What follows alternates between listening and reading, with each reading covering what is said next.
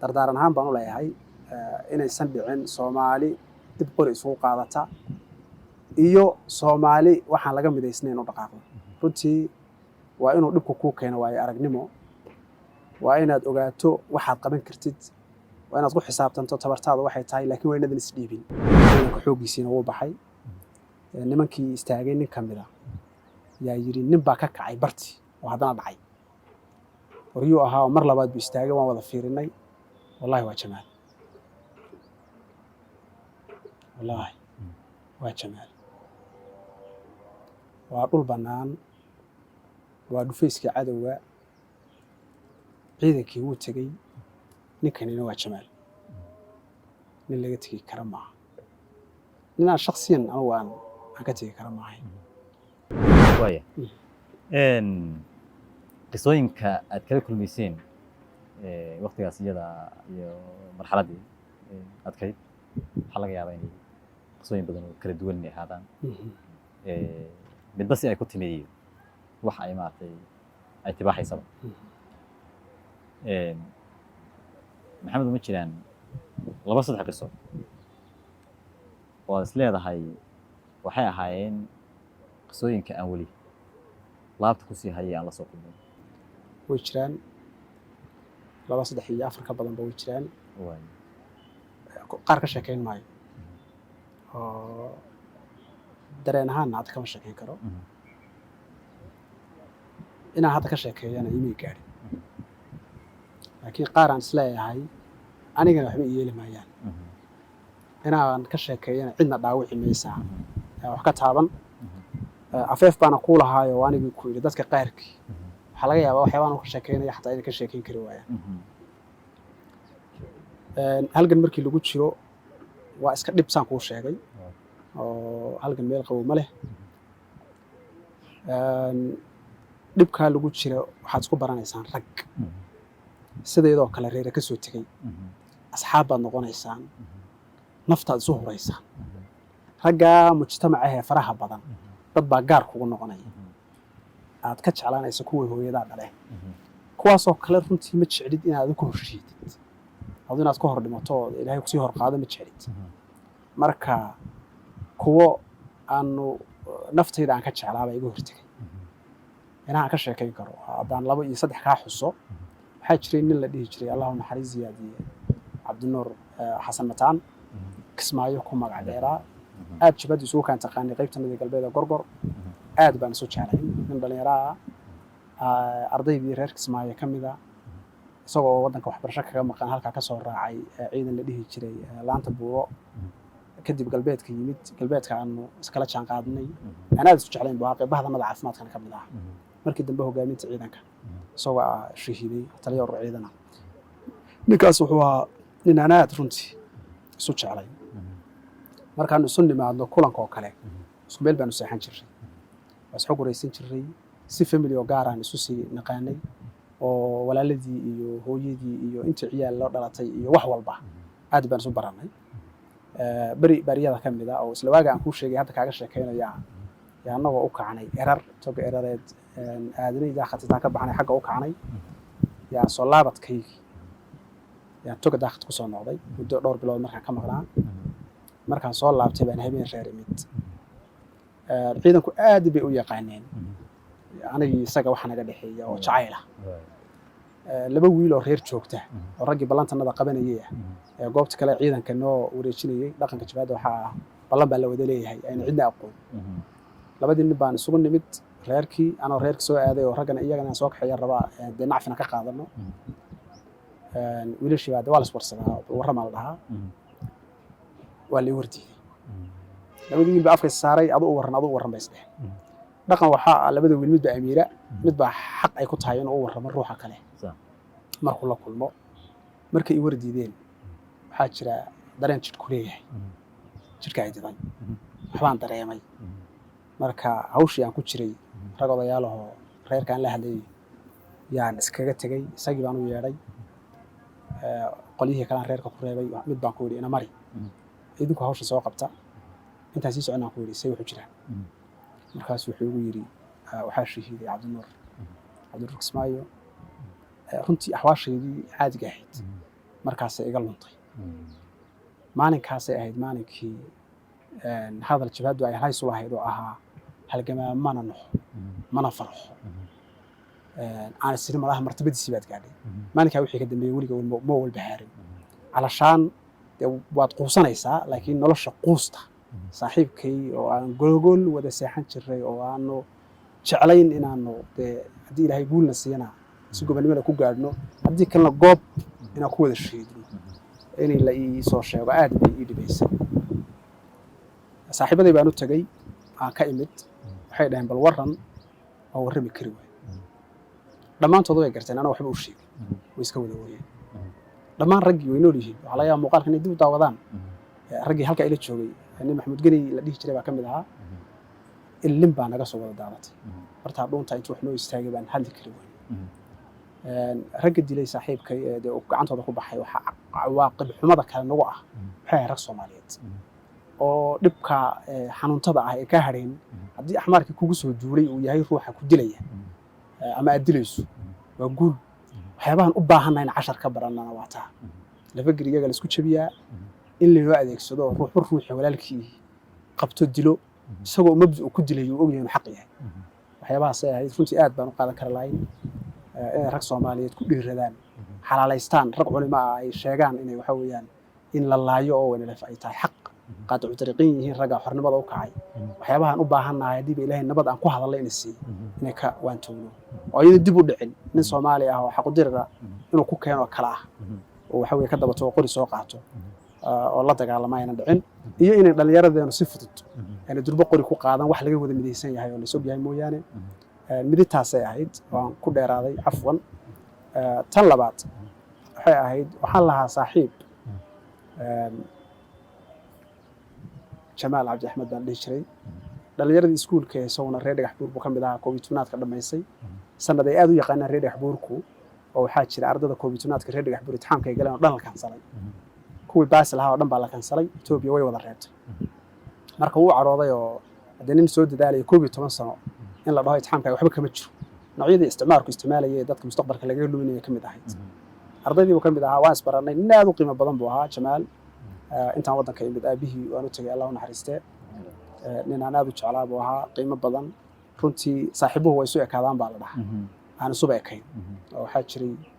qisaska uu iga shahiiday waan isaga goob joog baa ahaa abwaan si aad u fahanto markii qisada hore igu dhacday waxaan imid goob xogta iyo xogtii jabaada ah meesha taarash iyo xogta lagu kala qaadan jiray asxaabteedii waxay go'aansadeen in halkii ku haro oo ana xilligan xaaliga ah aanan meel kale u sii kicin si bal baxnaano nafteeda ay ugu noqoto isagu wuxuu ka mid ahaa ragga u kaslay ugu reebo ee layidhi Jamaalow saaxiibka xawaashiisu ma deganay waxaan u malayn hadda cadow arkay inuu saxtaa nooba dhaqaaqayni oo dhaho bartan waa meeshaydii ugu dambeysay kula joogo moraalka u dhis xogaa baan saaxiibka iska sii joognay iska sii sheekaysanay muddo sii wada joognay dagaal baa la cilaamiyay weerara dagaalka isagu wuxuu ahaa operator oo waxa la dhahaa ragga taariikhayaha buu noo ahaa xogta noo hayay dagaalkii baa laga reebay waxyaabo yar oo jabaadu iska jeclayd oo hadiyada ah oo haystay baan isaga siiyay waan macsalaamay waxaan ku yiri macsalaama waan tagay markay tahay aroor baan ka baxnay isagii oo markaa waxaad gashay hawlkaas hawlgal baan u kacay isagii waa la reebay isagii rag kale waxaa la yidhi iska sii jooga maadaama dokumentiga jabaadada ay waahayeen weerarku weerar aad weyn buu ahaa markaan tagnay qiyaaskii socono aroor 3 saac subaxnimo aan ka dhaqaaqnay tolow qiyaaskii adoo amin barqina oo nis horaad ah barqin hora ah ayaan tagnay labadii duhurnimo aan meel fadhiisanay si cunto loo karsado maya 6 yaan meel fadhiisanay ilaa labada inaan kana qorshaan oo ahayd in raashin iyo waxba iska karsaday anoo asxaabtay iskala sheekaysanayay waxba ma cunin xalina waxba ma cunin saakana waxba ma karsan hadda wax la karsaday anoo asxaab kale aan iska aaday maba cunto muxuusan waxaan isleeyahay maadaama oo saaxiibkay iyo qalbigayga ku jira doorkan adigu doorkaaga Allah ka dhigo isagana sidaan aan ku soo dardaaranay waxaan ku yiri macsalaam inaan soo noqon baa u badantay duhurkii markii la kacay yaan arkay Jamaal oo garab taagan ama duulkii ciidanka annaga oo allah u naxariistay isagoo shiido gorod jiray la dhihi jiray qaybta galbeedka ah yaan ku idhi ninkan naga reeb xilligii baa wiil kale lagu daray waa la reebay ali orod adugu iska har jamaal waa ka tagnay markay 3dii casarnimo ilaa 4 intiina gaarin tahay iyo bahal rooba ugu bilaabay waxaa ku dhex jirta nooc kale oo dee duruufihii halganka oo iyada naftirkeedu adag bini aadamku inuu suuraysto ruuxan xalay waxba cunin shalay aan waxba cunin maanta aan waxba cunin xilligana roob helay waad garanaysaa duruufta bini aadamka isku sugan yahay waxaan soconno guurayno oo roobku nagu hayo oo kolba naftuura kaba ka dhex baxay aad aragtaba dee dhiiqadii baa ka goynaysa dhulku waa carmadow aad baa dhul waa dhul dhiiqa ah shaqanti badan markay tahay 3 saac oo habeenimo qiyaaskii waan meel istaagnay wax yar baan yar taagtaagnay roobka aad u badnaa haddana waan guuray 7dii dambe markay tahay aagiin aan ku soo dhawaanay aan ku soconay yaa la yiri hal yar nafisu waa yar nafisnay ninkii dhinac dhulka dhigi karay baa dhinac dhulka dhigay salaadii baa la tukaday la israaciyay waxaa la kacay 3dii dambe oo 2 saac waxa la nastay waan guuray salaad subax yaan meel istaagnay oo meeshaan ku soconay korkeedii ah meesha u dambeysay lagu kala hawl qaybsanaya waxaan arkay jamaal oo daba taagan waan yaabay haddana waan quuri kari waayay jamaal waxaan ku yidhi iska hadh aad baan la hadlay ninkii haddana mar labaad u yeedhay saaxiibkay gorod waxaan ku yidhi ninka waa ka wuxuu yidhi eega meelaan ku reebna ma leh ani hayraaco waayahay kaxaysaan ku yidhi jamaal ninka qoladan uu raacayo waa qolo loogu talagalay kor inay wax ka ilaaliyaan iyo gaara oo aan soo gelaynin buqda dagaalka waan dhaqaaqnay xabadii baa qaraxday 5 daqiiqo markay ahayd wixii ilaahay cadowgaa noo kala gooyey baan noo kala go'ay ilaa iyo waxaan isleeyahay 1dii subaxnimo raaxa isku kan soo dheeraatay runtii raggii aan 2 maalmood iyo maalinka iyo barka waxba cunin qashooraheedii iyo buskudkeedii bay isku dhuuqeen iyo roobka xalay daahayay nacmo fara badan baa meesha ka dhacday ftureel fara badan baa halkii naga shahiiday markii aan dagaalkii ka baxnay aan isleeyahay qiyaaskii waxaad sii socotaan 500 mitir ilaa 700 mitir meel uu ruux bidhaantii laga arko laga dhihi karo waa hebel suurada saxda ah sixi kan laakiin waa hebel ruuxaas taagnidaa leh aad dhihi karto markaan marayno iyo bartan ku dagaalameynay dhufayska ahayd oo weli ragga qaarkii cadowga ahaayay naga soo xabadaynayeen dhowr xere ahayd 5 xere meelahaas markii 4 la furtay mid isugu tageen tiiba intii aad loogu xabadeeyay yaan iska soo tagnay marka iyo bartii ka istaagay muuqaal waxaanu marka ugu dambeynaa dhowr nin aad u jeclaa oo ay muhiim tahay inaan gaar kugu xuso xaqiiqatan ka qiimo badnaa agteeda ka qiimo badnaa yaa garab socda ciidanka xoogiisina uu baxay nimankii istaagay nin kamida yaa yiri nin baa ka kacay barti oo haddana dhacay wariyuu ahaa mar labaad buu istaagay waan wada fiirinay wallahi waa jamaal wallahi waa jamaal waa dhul bannaan waa dhufayskii cadowga ciidankii wuu tegey ninkanina waa jamaal nin laga tegi kara maaha ninaan shakhsiyan anugu aan ka tegi kara maahay ragga igu soo hadhay ay la joogaay markaa waa 5 xabadii weli iyagu si fiican bay noogu soo ridayaan laakiin dee rag socda ma nihin oo meel u socda waan fadhiistay dib baan u dhowray bartii baan baaray waxay soo raacay nimankan kuu sheegayo gadaal baan magacooda kaaga sheegi doonaa oo aad u qiimo badnaa halkii baan ka oradnay bartii baan ugu tegey anu xabad iyo kuma ridaynin laakiin 2 wiil ee garab ordaya xabada ku riday 3 wiil baa garab 3 wiil baa xabada ku riday jamaal baan meesha ugu tegey yar saaxiibka qori ka soo qaaday ana isaga tuka soo saartay runtii tabar de aan ku wada ruux ma baahan webiga la fogaaweynaa nin nasta oo wuxuu ahaa de taar hadayo oo iska yar nool annagu waxaan iska hayn ciidan iska tabar daran gaajadana sidaan ku sheegay marka hore dadka way dhubtaa aad baan u dhubnaa sida laga yaabo muuqaal sawirada qaar kood inaad ka aragtaan tunkan saartay intaan tunka ku waday iyo ku dhacday xabad kale xabad kale waan iska socday waan la kacay haddana waan la yar socday haddana mar labaad bay ku dhacday ilaahay aniga ma aqaan meel iga marinay way ficnaan lahayd anigu dhacdo saanan islaha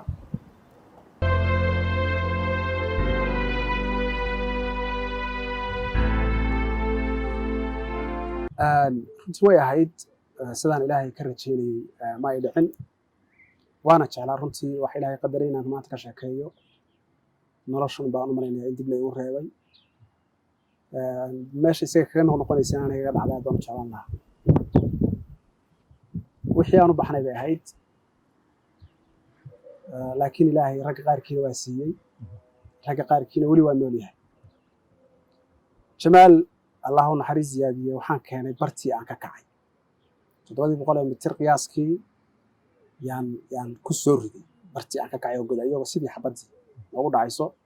waxaa xusuus ah oo aan jeclahay raggii halkaa horta iga raacay 4 nin bay ahaayeen 1 iyo 2 iyo 3 iyo 4 nin way ku dhacday oo shiiday meeshuu ku shiiday kii labaad bay ku dhacday lugta oo najax la dhihi jiray oo ninkii waa jabaal yiri ah ee gartay isku ciidanna ay sii ahaayeen oo ciidankii ay unu gaar sii wada ahaayeen aad isu sii yaqaaneen saaxiibkay ahaa oo aad isu jeclaayeen najaxna waa ku dhacday ninkii saddexaad oo aan jeclahay hadda inuu nool yahay cabdiqaadir makhtal barkhadle oo afdhub loo yaqaanay oo nin aan aad u jeclaa ahaa nool xayi ah jeclahay ragga muuqaalkan daawan doona inuu ka mid yahay isagana waa ku dhacday waxayna xabada ku dhicin anan baa jira halkaa markay marayso yaa yarkii qoriga qaaday oo cabdullaahi la dhihi jiray ayaa yidhi maxamed haye ciidanka waa soo gaaray iyagoo markaa godkay ka soo baxeen way nagu soo dhow yihiin nagu dhiiranayaan dee waxaan way arkaan xabaduhu ku dhacayaan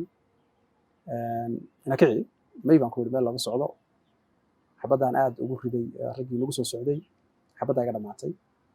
jamaal marka waa nool yahay bidhaan ahaan nafta waa ku jirtaa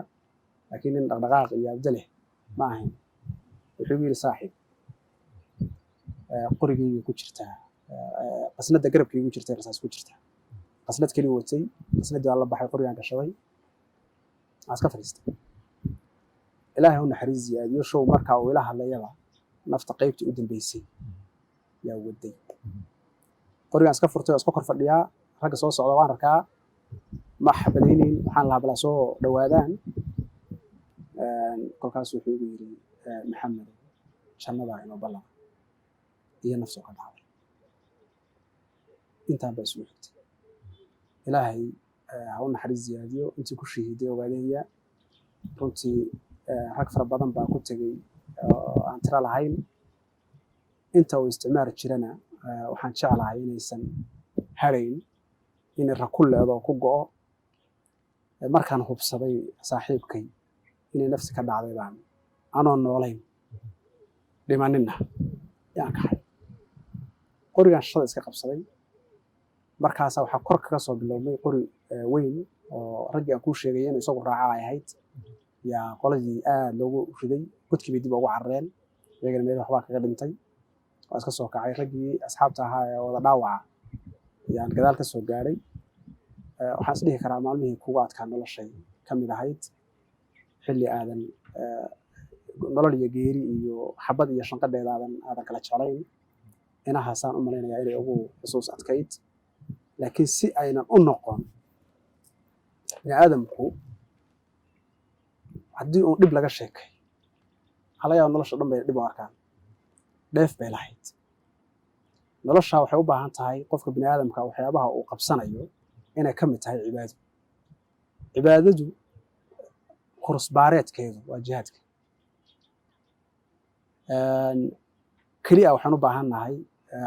inaynu u ogaano inuu waxaan ahaa xaq marka dhulkaaga lagu soo duulo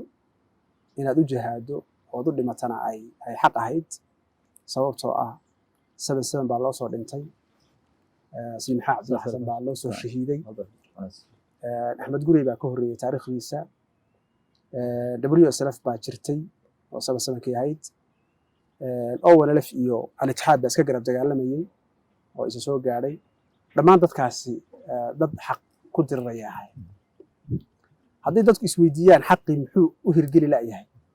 waxaa laga yaabaa itixaamaadka nolosha ee laynoogu talagalay inay qayb ka tahay in raggeenna qaarkiina ilaahay xaqaa waafajiyo ku oofsado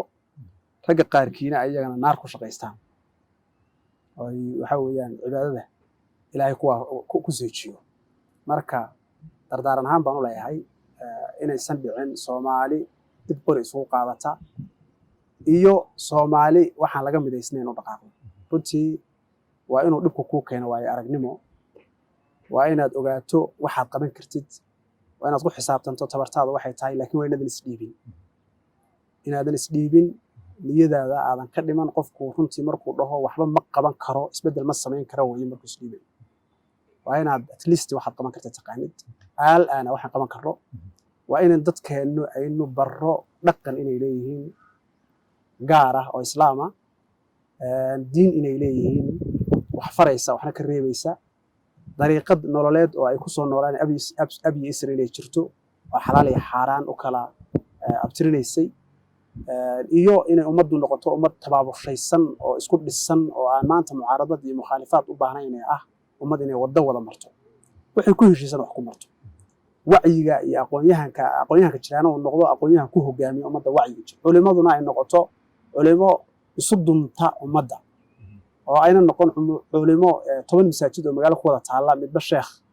iyo xisbi iyo amiir gaara uu ka noqdo oo si kala tafaraaruqeeya inaan dhihi lahaa inahaas waxyaa jira waxyaaba raad ugu lahay I think in su'aalahaaga ay ka mid ahayd raadku ma ahayn dagaal kaliya anu waxaan ahaa dhakhtar weliba tan qalab haysan waxaa jirtay qiso aan qalbigayga ka hadhin raadkaygiina ila nool yahay baa dhowna aan sanadkan bilowgiisiina wax ka qoray oo ninaan saaxiiban nahay si gaara u taabanaysay iyo anigaba wuxuu ahaa nin soo dhaawacmay xabada lugta kaga dhacday lugtii jabtay quruntay kadibna ay dhimatay lugtiina aan ka goyna ay noqotay waa meel aan qalab jirin inaad lugtaa goyso way adag tahay qalab ma haysid kaboobisi iyo suuxisa ma jirto hawshii waqti kadib adu waxaan isla afkaranay inaan goyno waxay ugu darray maxaad ku goyn minshaar baa waxaan raadsanayay minshaarta biraha lagu jaraa seekafeerada dadkan dhahaan yaan 12 saac diiday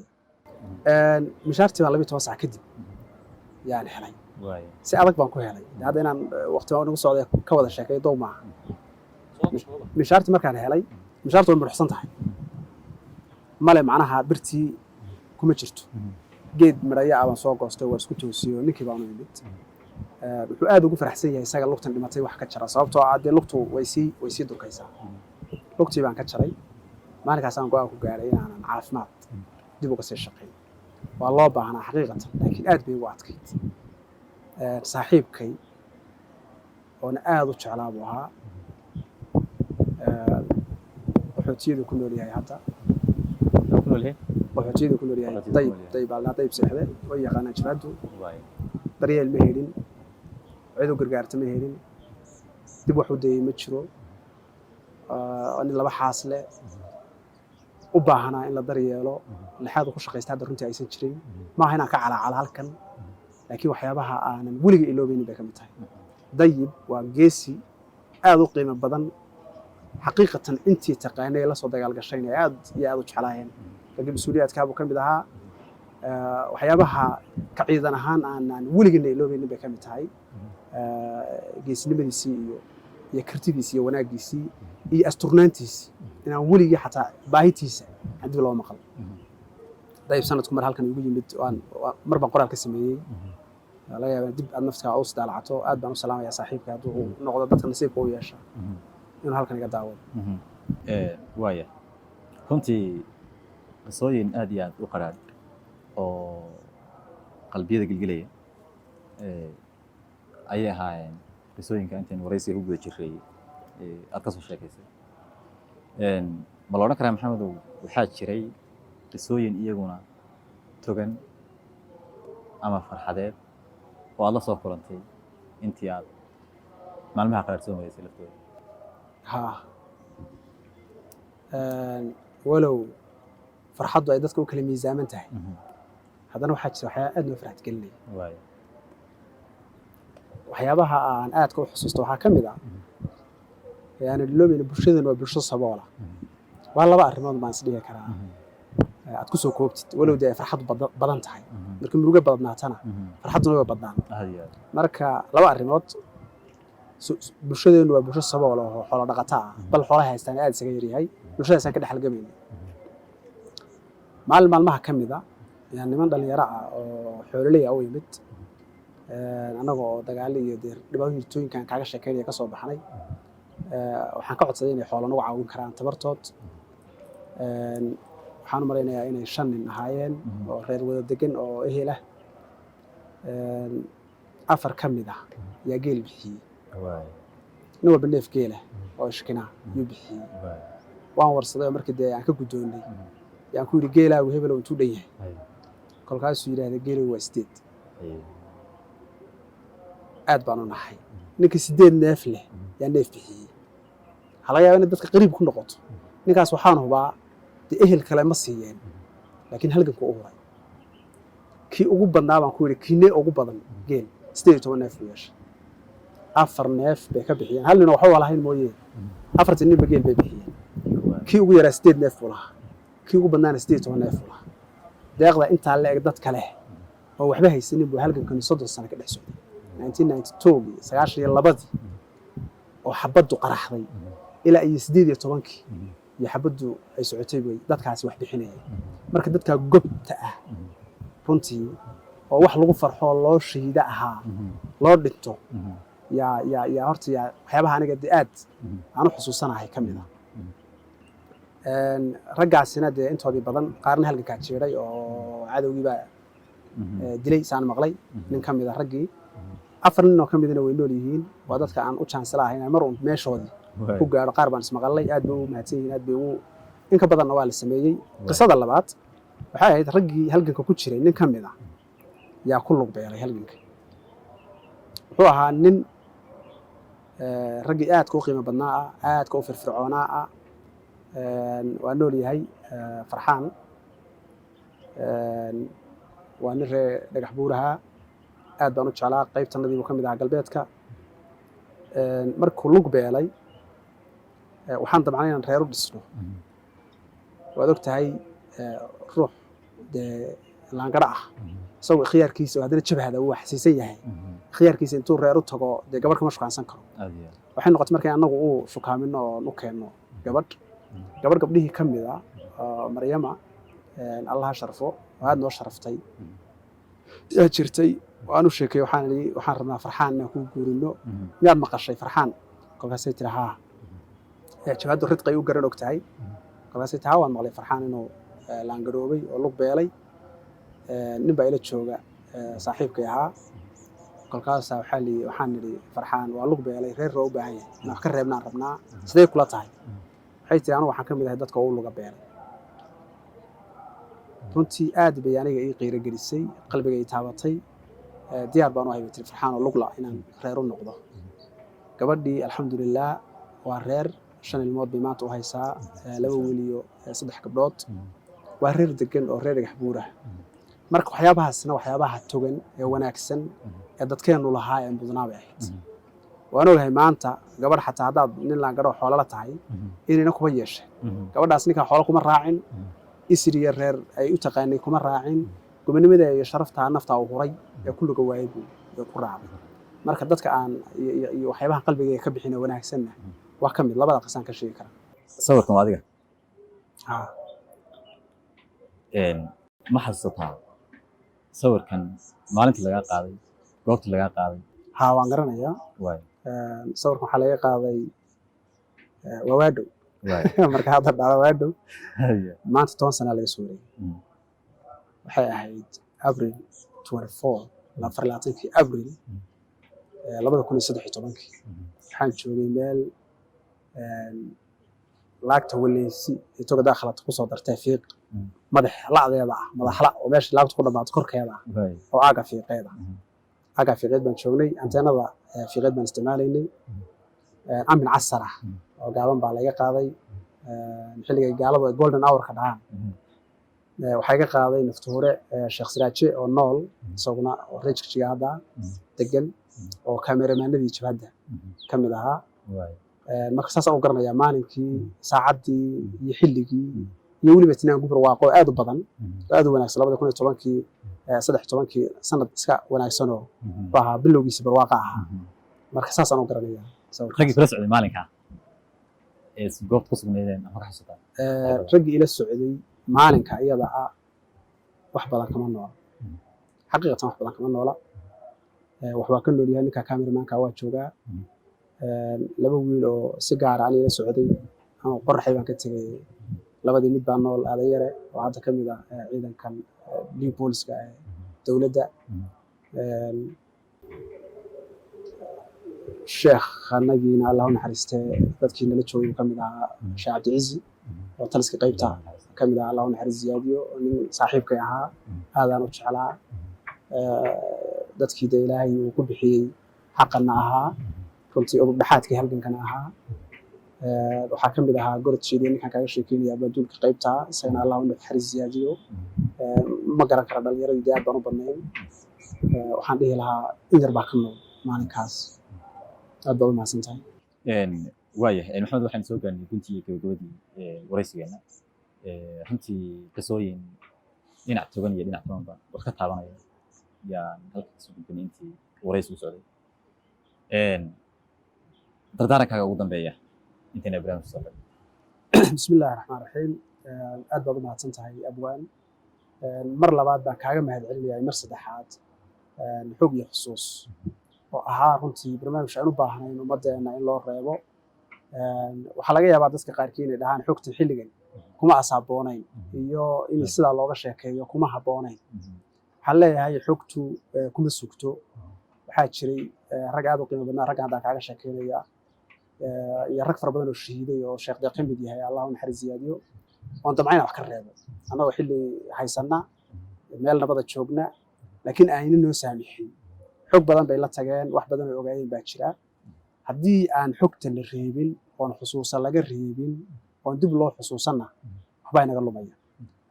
waxaynu nahay bulsho taariikhdeedu ay duntay oo aan taariikh haysan inaa taariikh gaal kaa qoray mooyaane ninku necab taariikhdu kaa qorana taariikh kuma noqoto marka inaad adigii lahaa taariikhdaada qorato ka sheekayso dhibka ku soo dhacay aad wax ka barato waa muhim wiilasha Soomaaliyeed anu codad ma qabo absolutely waxaan ahay dadka markay soo laabteen jecel inay noloshooda iyo nolosha bulshada wax ku soo kordhiyaan kama xumi inaan noolahay macnaha markaas kale waxa weeye wixii nagu dhacayna wax qadaran buu ahaa inaan nimaadno oo intii nabad la qaato la aamino dadkii in dib loogu soo laabto wax weyn bay noo tahay laakiin waxa weynidaasi dadka ninba sibuu u fahmaaya anu waxyaabahan u fahansan waxa kamid ah dadkeena inaan dhihi karno waxyaabaha inaga xumaaday aynu xusuusano sababta inooga xumaadeen aan isweydiino wixii xumeeyeyna aan meel ku dhigno